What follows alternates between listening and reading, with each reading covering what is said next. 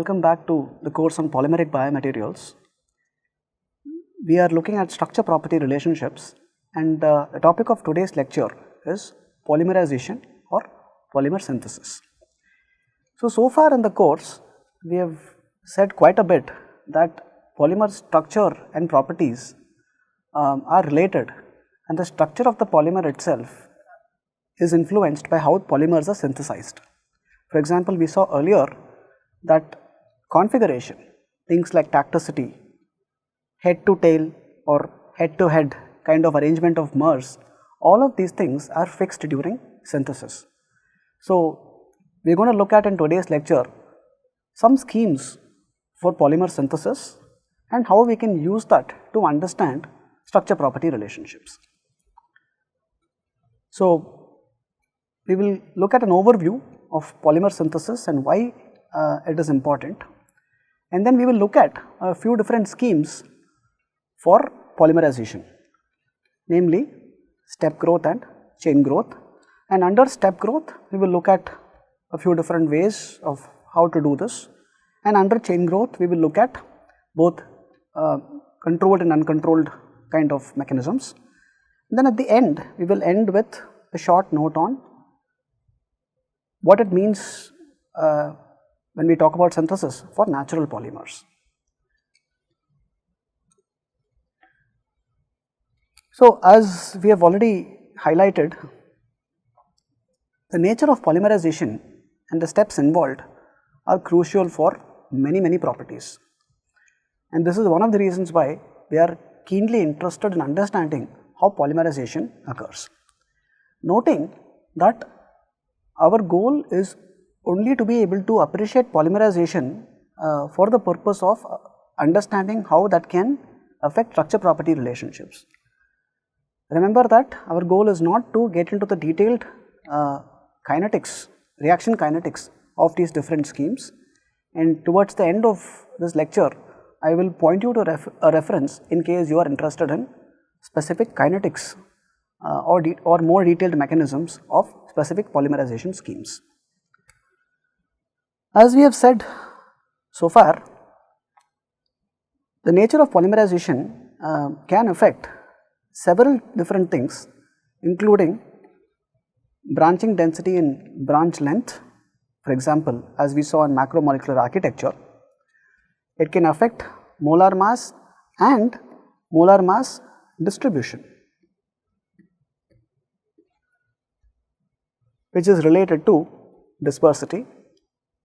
It can affect configurational properties such as tacticity, and it can also affect how, for example, the presence of trifunctional monomers can give rise to a different architecture as opposed to bifunctional monomers, and that has to do with how the synthesis proceeds.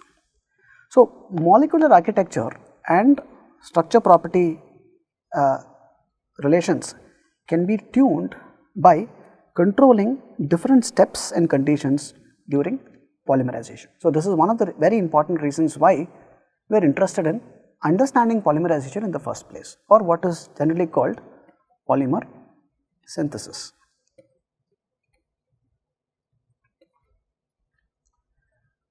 And we have seen this paradigm before, where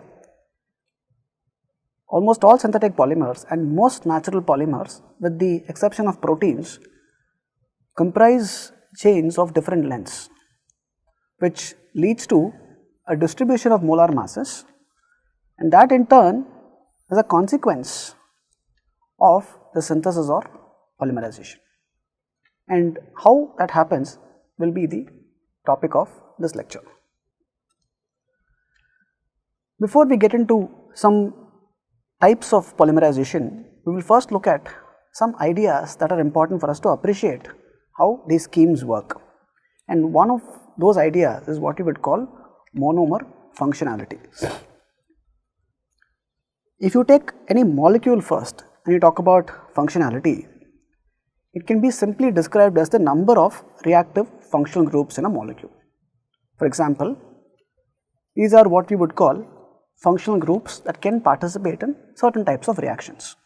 So, if a molecule has these functional groups, then the number of such reactive functional groups would be considered the molecular functionality. Likewise, analogously you can define something called a monomer functionality, which simply has to do with the number of bonds that a monomer's repeat unit forms to make a polymer. So, you can see that this can vary widely depending on the monomer and the type of polymerization that we are talking about. For example, this functionality that we are talking about for monomers can be mono, bi or sometimes even tetra. As an example, we have amino acids which have broadly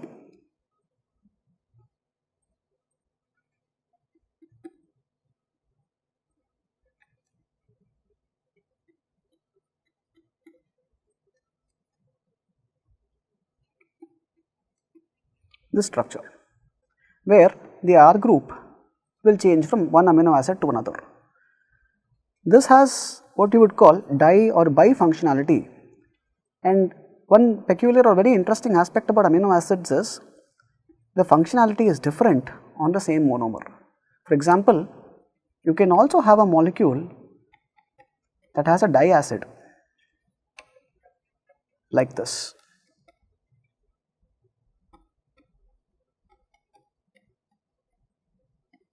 Or a diol like this, where the functionality is, they are also bifunctional or difunctional, but the functionality is the same. In an amino acid, you notice that the functionality is also different, and that it turns out can have important consequences for what kind of reactions and how it can participate in reactions for polymerization. You can also have reactive groups in the form of double and triple bonds. For example, ethylene has one double bond, right? And as we will see very shortly, these bonds can participate in what we would call chain growth or free radical based polymerization mechanisms, as opposed to things like amino acids, which will undergo what we would call condensation reactions.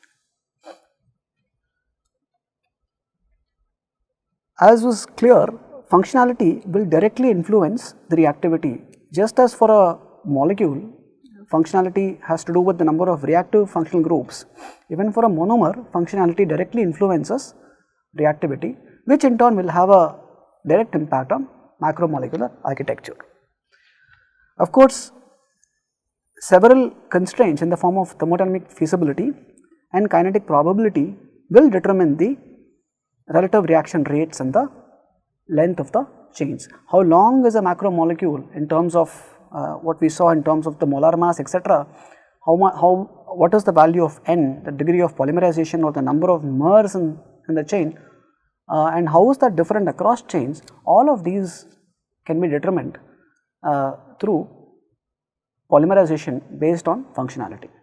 So, having understood that as a first step, we will first start looking at one very popular scheme of polymerization called step growth. Now, note that in some textbooks or in the literature, this may also sometimes be called condensation polymerization. While step growth polymerization is a more generic term and is an umbrella term that can be used for reaction schemes that may or may not involve condensation, condensation polymerization is a special case of step growth in which a small molecule, most likely water, is eliminated during the reaction. So, you can have examples of step growth polymerization with or without condensation, noting that condensation is only one type of step growth polymerization. So, here we have bifunctional monomers that react, and the product that is formed in a single reaction like this is also bifunctional, and we will look at some examples of that very shortly. And the scheme is based on stepwise growth occurring due to successive reactions between the functional groups. So, you can have a monomer reacting with a monomer to form a dimer, and then a dimer reacting with a monomer to form a trimer, and then dimer can react to form a tetramer and so on. So, more generally speaking, an N-mer can react with an N-mer. And as you can see, because the build-up of the covalent bonds and the reaction is slow and happens in a stepwise manner, which justifies the name step growth, the molar mass, which is directly related to the degree of polymerization N, also increases in steps slowly. And as we have already pointed out, step growth polymerization may or may not involve condensation or elimination of a molecule, and we will look at examples of both reaction schemes that involve condensation and reaction schemes that do not involve condensation. As far as this course is concerned, polymeric biomaterials is concerned, many of the polymers that we have looked at so far, examples, polyesters, polyamides, polyurethanes, polyethers, these classes of polymers used in biomedical applications are largely synthesized by step growth. Can you now go back, as you have enough information now, can you now go back and try to see for each of these classes, can you try and think of specific examples that we have seen earlier of polymers under each class and see what their biomedical applications are? Please do that as an exercise for you to be able to contextualize and appreciate which polymers or examples of polymers under each class that are used to synthesize these materials through step growth polymerization. There is one important point to be noted before we look at the reaction scheme itself, this idea of bifunctional monomer.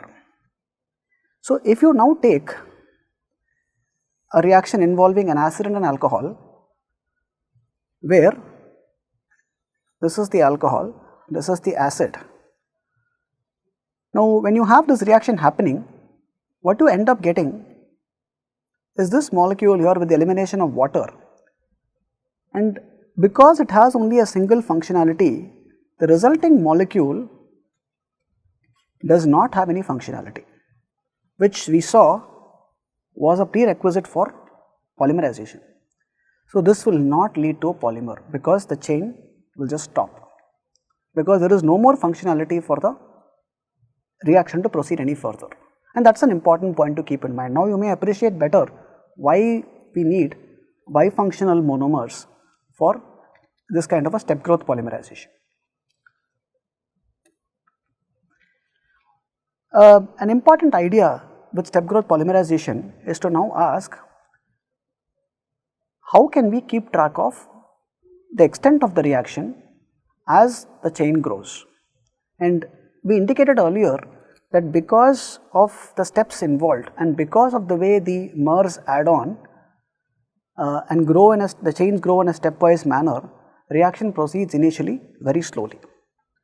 Now, you can talk about something called an extent of a reaction, which is indicated by this P, which is the ratio of the number of reacted functional groups to the number of functional groups present initially.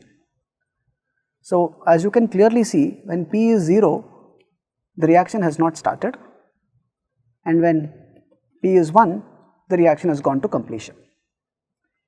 And for a host of reasons, these reactions will never fully go to completion. You can talk about 0.9999 or extent of reaction, and that in itself will give you a reasonably large molar mass.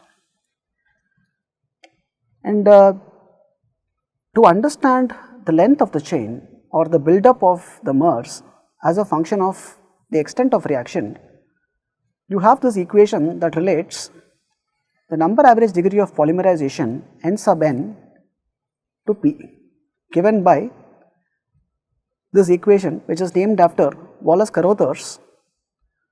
Can you recall in what context we saw his name earlier? If you have guessed correctly, you will remember him as the scientist at DuPont who first produced nylon, and this equation giving the relationship between the extent of the reaction P and the degree of polymerization is named after him.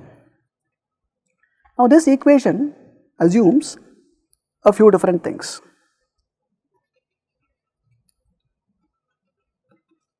It assumes equal number of A and B functional groups.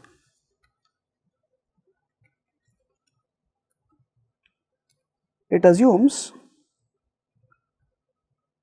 no monofunctional impurities. As we saw, if you have a monofunctional impurity, it cannot lead to further reaction. The reaction will stop right there. It also assumes no non-polymeric products. For example, if you have decamers, which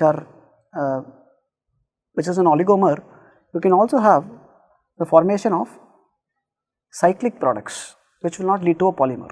So, this equation assumes that none of these things exist in the reaction. So, the polymers that are produced using this reaction scheme will largely be linear, and you note that instead of this bifunctionality, if you have trifunctionality, you will end up getting branches and perhaps even crosslinks. Depends on how the reaction proceeds. So, typically for many of the polymers that we will look at as examples, we will be looking at bifunctional monomers for this reaction scheme. One important thing to note here, as shown in this table, is the stepwise build-up of polymer, which is a slow process initially, but then picks up pace much later. So, you notice even for an extent of reaction of 99%, you only get an average degree of polymerization n sub n of 100, which you can barely call a polymer. And so, the reaction has to go to 99.999% for you to get the number average degree of polymerization to be 100,000, right. So, you see you have to go to very, very large extents of reaction to get very long chain lengths. And the dispersity that you would get with step growth polymerization, as can be clearly seen from this equation, is around 2 for completion of reaction. So, when the reaction completes, based on the value of P, assume it is close to 1, then you would roughly get a dispersity of 2 for the polymer itself. Now, one consequence of going to very, very large extents of reaction to get appreciable molar mass is many of the condensation polymers that you can think of will be of relatively modest molar mass, and this is one of the reasons, because you have to go to very, very high P values to achieve very high M, and that is very difficult to achieve in reality. In fact, as you see from the table, you have to go to P values far exceeding 99% to get very long polymeric chains. Another unfortunate consequence of such reactions, especially with condensation, is as P increases and as the chain length goes up, you also have the condensate that is being formed continuously, and if that tends to accumulate, then the reaction will start slowing down. So, you have to continuously find a way to remove the condensate for the reaction to keep proceeding. So, these are some caveats that you have to keep in mind as you start thinking about now step growth polymerization for building polymers that are used in biomedical applications, some examples of which we will see now. So, as an example, we are going to think of successive reactions between a diol and a dicarboxylic acid, which is an example of step growth with condensation and elimination, also called polykondensation reaction. So, here you have bifunctional monomers where you have ethylene glycol, bifunctional, and you have terephthalic acid bifunctional. When these two react under specific conditions, you again get a bifunctional intermediate which retains the bifunctionality on either side along with the elimination of water. So, this is what you would call the condensation elimination reaction. And you notice that the ester bond has formed in between. Now, if you continue this reaction to the next step, where you take terephthalic acid and that now reacts with the bifunctional intermediate that was formed in the previous step, and you have ethylene glycol also reacting, you can now end up with a molecule that is simply an extended chain that continues to retain the bifunctionality at either end, while the length has actually gone up. So, this continues to possess both the acid and the alcohol groups at either end, which means it is capable of continuing the reaction sequentially or in a stepwise manner, and of course, at each step you are forming newer ester bonds, but you are also eliminating water. So, both of these points are important to keep in mind. Now, if you extend this to N molecules or N mers of ethylene glycol and terephthalic acid, you now end up getting this polymer that we have seen earlier, which is a polyester polyethylene terephthalate, where N such units have reacted to form this polyester with 2N water molecules eliminated.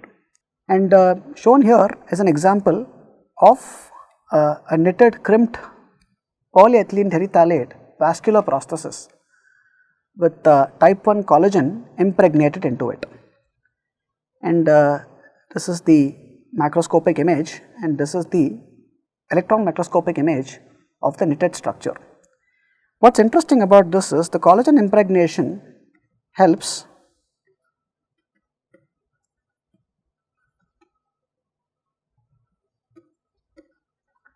prevents blood leakage, because collagen acts like a natural sealant. Next, we will look at another example of this, where you can talk about successive reactions between a diamine and a dicarboxylic acid. So, this is a diamine with 2 amine groups and a dicarboxylic acid with 2 acid groups. This one happens to be called hexamethylene diamine and this one happens to be called adipic acid. This is a very famous reaction. Can you take a second to guess what the product might be? If your guess is right, what you will end up with is this very famous polymer that was synthesized by Carothers in DuPont called nylon, and it is a polyamide.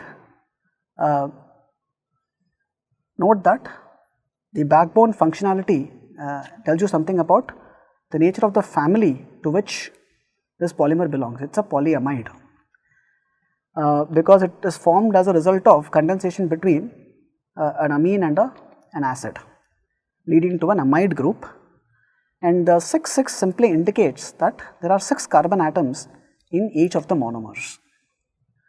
Nylon is an extremely popular material for a lot of different applications, but in biomedical applications or clinical applications, it is used quite a bit as sutures, primarily because it is strong and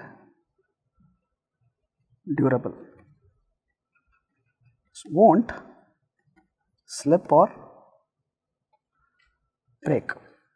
And these nylon sutures that are produced here are produced through the extrusion of polyamide,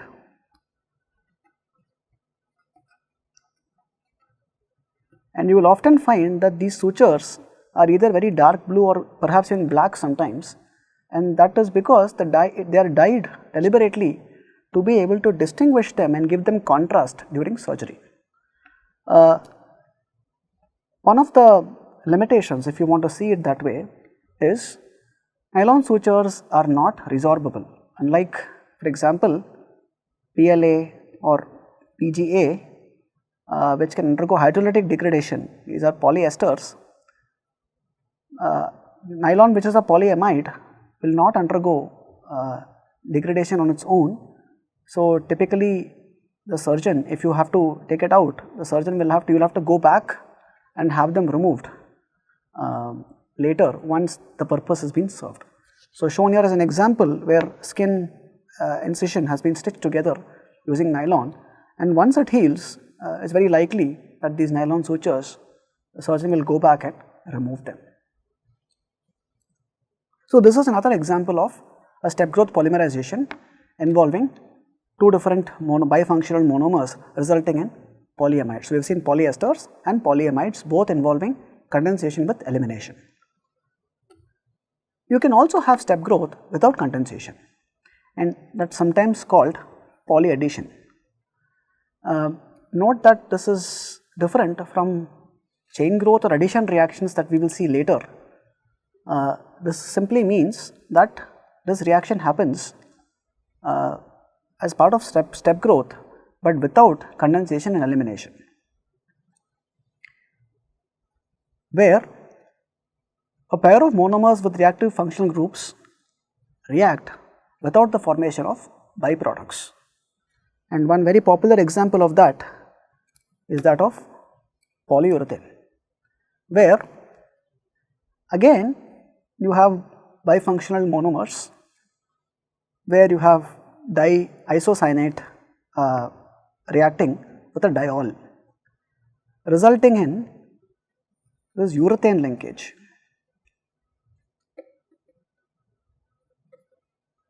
But again you see 2 points of interest here. One is it has retained that bifunctionality, so it can now again react in a stepwise manner with a diol and a diisocyanate successively.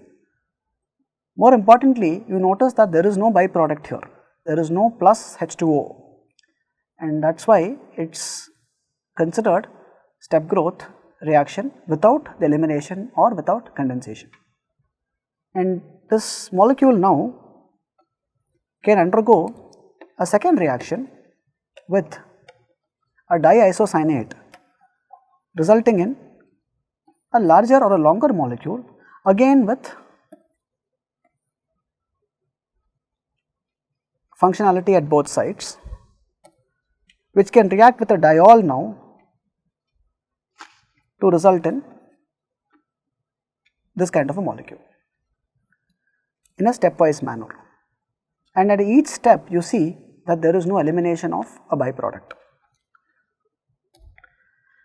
So this would be a generalized way in which you can represent a polyurethane, where the urethane group is in the middle, and you will typically have diisocyanates reacting with diols, resulting in a generalized version of polyurethane.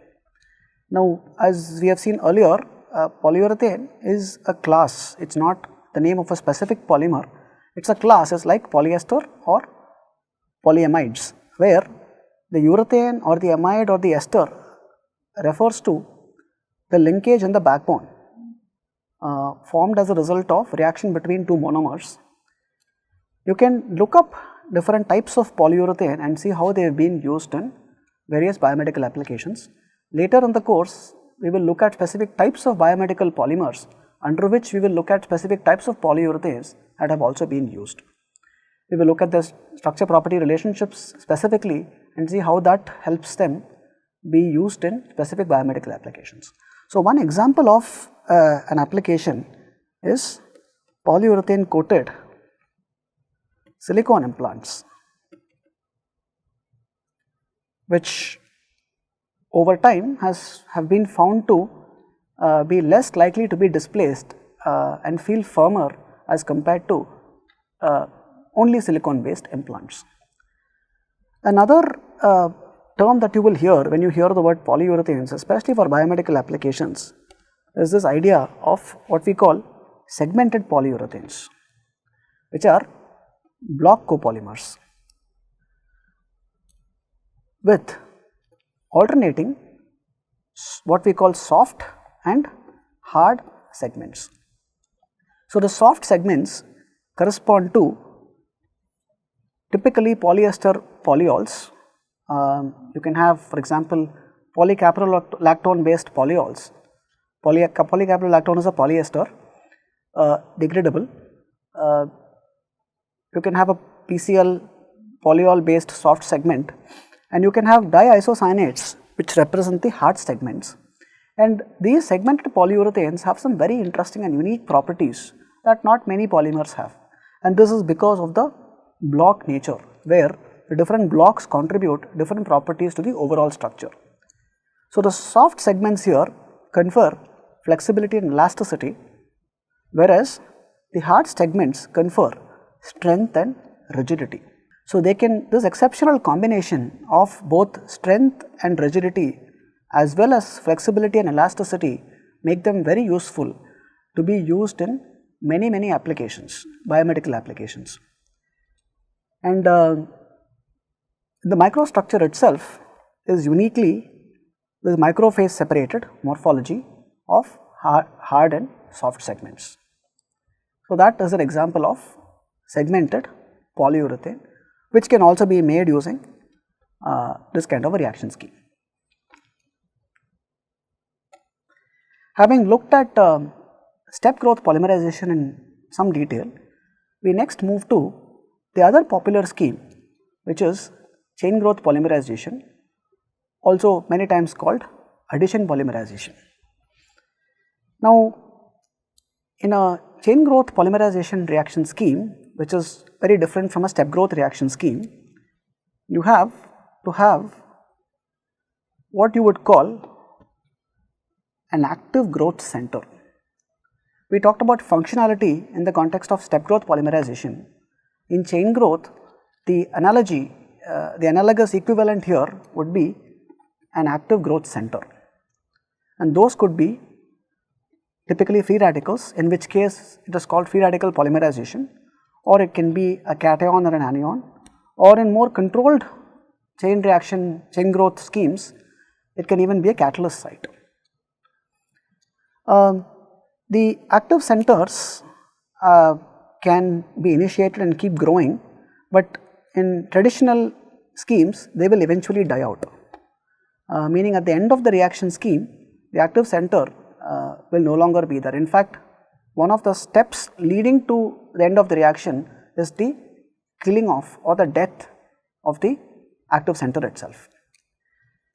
And in contrast to the step growth reaction scheme, you can have very high molar masses achieved very quickly in chain growth polymerization, but it can also plateau off pretty rapidly depending on the kinetics of the different steps involved. And as would be obvious to you, higher reaction times typically lead to increased yield.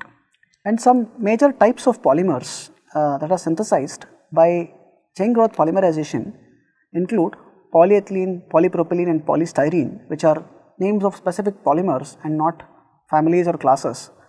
And you can also have methacrylates and acrylamides and rubbers that are also synthesized. Now, if you recall, earlier we saw in the context of PEG diacrylate, when we talked about N groups, we saw that if you have the diacrylate or methacrylate functionalization, it can be used in cross-linking reactions, to make photocross-linkable hydrogels. I would encourage you to try and relate what we are looking at here in terms of chain growth polymerization and the type of cross-linking that we talked about earlier when we discussed N groups in the context of PEG diacrylate.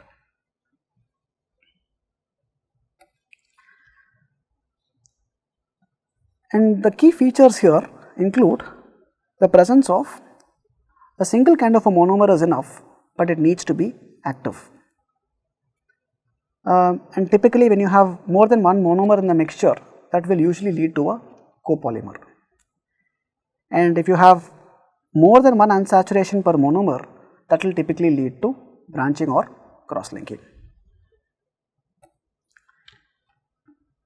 The most common subclass of chain growth polymerization is what we would popularly call free radical polymerization, which is simply an attack on the pi electrons in the double bond by a free radical that is generated. How that occurs, we will see in terms of 3 distinct steps. So, we are going to look at the steps involved in free radical polymerization. The first step is initiation, wherein this dot here represents that this is a free radical. So, a free radical is initially generated by heat, light or catalyst, and typically if it is done using light of a certain wavelength, you have something called photoinitiator. And when you shine light of a certain wavelength, typically in the UV range, that will result in the formation of free radicals such as this. And if you have a monomer with unsaturation such as this, and we have already seen ethylene would be an example of that, then the free radical adds on across the unsaturation and transfers the free radical onto another atom within the chain itself. So, this process going from generation of the free radical to the reaction of the free radical and its linking to the chain and the transfer of the active center to a different atom along the chain, that entire step is called initiation. Following this initiation, once you have had a free radical generated and it is now part of the chain, this can now happen over and over again many times. So, this guy right here can now react with many such more monomers, resulting in long chains such as this, where this step is called propagation because the free radicals continue to exist at the active site and the chain also keeps growing. The third step in this process is called termination, where you are killing off the free radical. In fact, that is how the end of the reaction itself can be thought of, where the free radical no longer exists. And in combination or coupling, these two growing chains, the lone electrons can interact with each other and complete the chain by forming this kind of a structure where they have just coupled together. Or in disproportionation, what you have is hydrogen from one chain can be abstracted by another chain, resulting in one chain that appears like this, and you get back another chain with the unsaturation. So, both of these are possible in the termination step. And at this stage, in either case, whether it is coupling or whether it is disproportionation, because in both these steps you do not have the presence of a free radical anymore, the reaction now stops. And typically with coupling, you end up getting 1.5 dispersity, and with disproportionation you get close to 2. These would be some typical numbers that you would expect for reactions, dispersity numbers that you can expect for reactions that are terminated by either coupling or disproportionation. And again, like step growth, some important points to keep in mind here are, this is what would be considered as a dead polymer or a killed off polymer, because there are no active sites present at the end of the reaction. And the D stroke or dispersity, like I said, can go anywhere from about 1.5 to as high a number as 5 or even higher, depending on the mode of termination and the relative proportions of the two reactions, monomer and initiator concentrations and how controlled they are at different stages, and the solvent medium. And it turns out that by careful control of those things in what we would later call living polymerization processes, you can have dispersities or d-stroke values less than 1.5, as we will see in just a bit.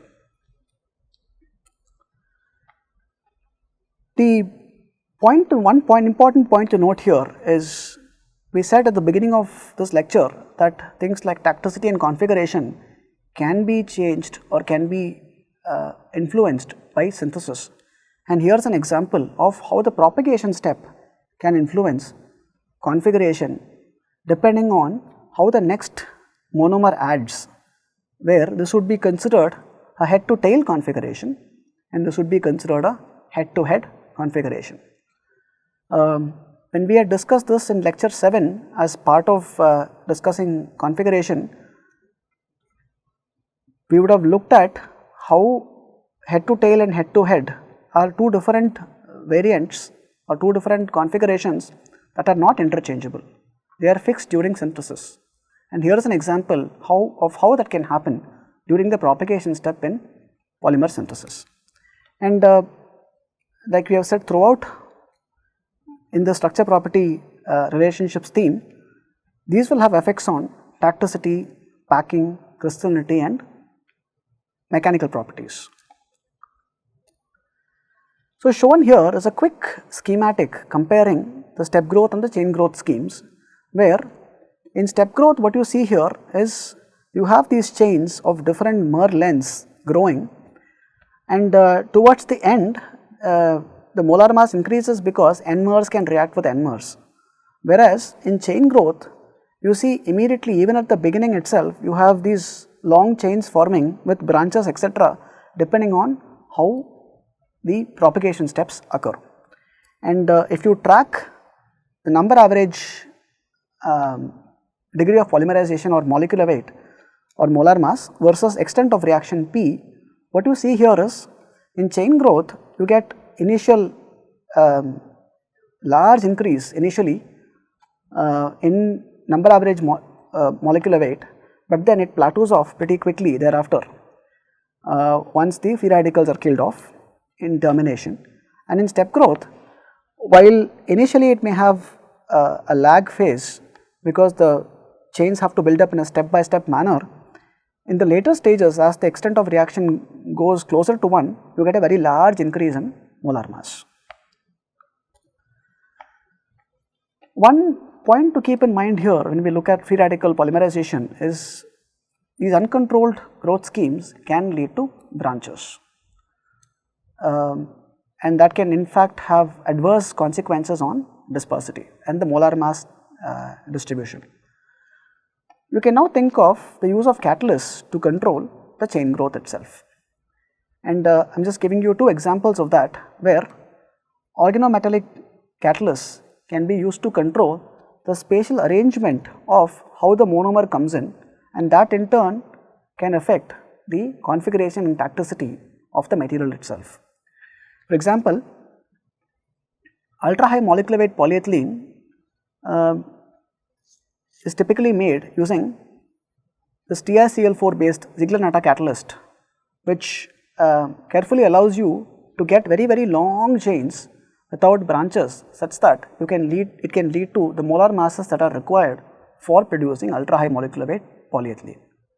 Likewise, in terms of tacticity, we saw that you can use isotactic polypropylene, and again here it is the Ziegler-Natta metallocene catalyst that comes to the rescue to ensure that the spatial configuration of the different monomers is such that you get that isotactic configuration.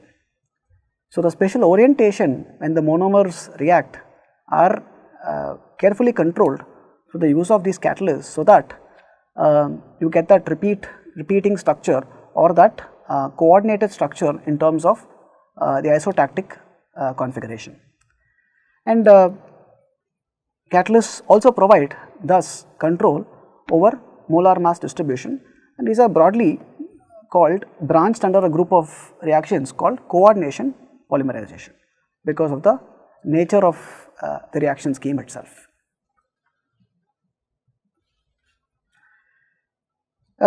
Before we conclude, we will have a quick look at some controlled chain growth polymerization schemes along two different categories. One is what we would call living polymerization, where chain termination is completely absent.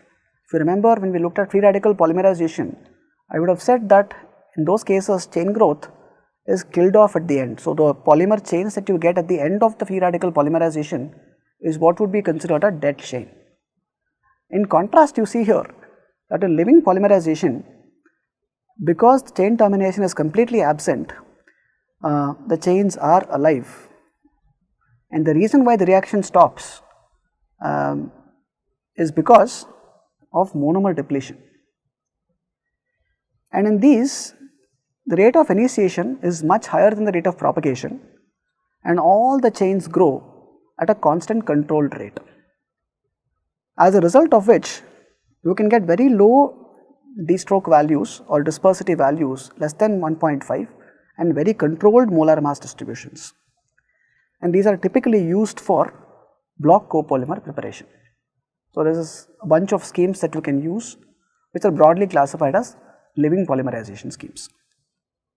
Another example, another class that you can think about is reversible deactivation radical polymerization, which has many similar features as living polymerization, with one minor but important difference, which is that the chain termination events is low and not entirely absent. So, this reversible activation and deactivation reactions limit the concentration of active chains at any given time, which means the low concentration of active species, which we saw was one of the key central elements in chain growth polymerization, tends to minimize the termination events, which means you can get very narrow molar mass distributions with d-stroke values less than even 1.2. So, these are what would be considered controlled chain reaction polymerization schemes, and some examples of that include ATRP and RAFT. ATRP is used for polymers such as polystyrene and PMMA, and RAFT can be used for graft, brush and block copolymers, which are all, if you remember, different types of polymer architectures that we have seen earlier. These are very specialized schemes, and we will not get into the details of some of these schemes. If you are interested, especially for biomedical applications, I would suggest that you look up ATRP and RAFT polymerization schemes and try to understand how, from a conceptual perspective, how those schemes can control molar mass distributions and lead to very low dispersity values. In fact, that is the key take home message from these controlled chain growth polymerization schemes, because you end up getting very low or very narrow molar mass distributions with dispersity values that can be pretty close to 1 or 1.2. And if you are interested in details of the kinetics of some of these reactions that we have looked at today, and more details of the steps involved, the temperature, pressure conditions involved and so on, I would suggest that for additional reading you can look up this particular reference, which will have details of many of these reactions for you to get a even more deeper understanding of all the steps involved, including the kinetics and the mechanisms. Now, before we conclude, we will allude very briefly to natural polymers. You have probably been wondering why we have not talked much about natural polymers in polymer synthesis, and that is because natural polymers have hierarchical multi-scale structures and charge groups which make them unique, and there are specific biochemical pathways and enzyme catalyzed reactions that are needed for synthesis, and that may be one reason that can help you explain why proteins, for example, are monodisperse, because all the chains, for example, in a given protein will have the same length and the same number of amino acids in the same sequence. That is because they are very carefully controlled through specific biochemical pathways. Broadly, if you think about two classes, proteins and polysaccharides, proteins are from a structure perspective, from a chemistry perspective, they are amino acid monomers connected by peptide bonds or amide bonds. And you typically go from low molar mass oligomers, which are called peptides, to very large molar mass proteins. And just as we have said, because of very specific biochemical pathways that are involved and are catalyzed by specific enzymes, you get fixed molar mass and monodispersity for a given protein. Noting that sometimes even a single incorrect amino acid which can occur can lead to significant misfolding of the protein, which represents conformation, which we have seen earlier, and if it misfolds, it's likely not going to be able to do its function properly, and that can lead to specific diseases or specific conditions. So what's important for proteins is 3D conformational structure and organization.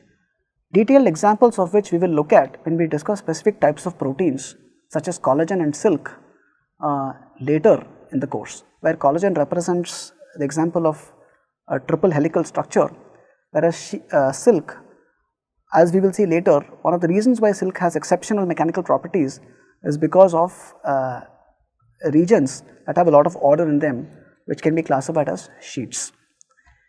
We will just note here that we can think of an example of a BMP2 coated collagen sponge. Interestingly, both are proteins that has been FDA approved to treat acute tibial shaft fractures stabilized with nail fixation. So BMP2 coated collagen sponge has been commercialized and FDA approved for bone related surgery. We also have the other important class of natural polymers called polysaccharides, which are sugar units or monosaccharide units linked together by glycosidic linkages. So what's important here is to understand what is the monomer and what is the link between the monomer. So in proteins it was amino acids connected by the amide or peptide bond. In polysaccharides it's the monosaccharide or the sugar linked together by the glycosidic bond. Again, details of which we will look at when we deal with polysaccharides separately under natural polymers later. Here monomer sequence and chirality are important, and we will look at different types of projections, for example, and see how to understand chirality and how those can in turn have a consequence on the overall structure function property relationships. And again, as with proteins, you can also have low molar mass oligosaccharides. You can also have large molar mass polysaccharides. And unlike proteins, here you can have some variability. You can have linear to highly branched and cross-linked depending on how they are synthesized, where they are present, what their natural functionality is, and so on. And one example that we will end with for this lecture for polysaccharides is chitosan, which is considered a polyelectrolyte. This should indicate to you that there is charge present in the polymer.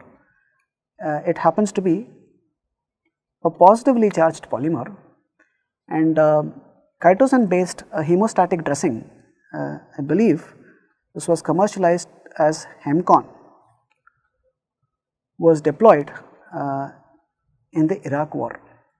So that should tell you something very profound, that what we are learning is not something that's academic. It can have very large social implications as well. And the reason for why it was used in hemostatic dressings can be related ultimately to its structure, which we will look at in a later lecture.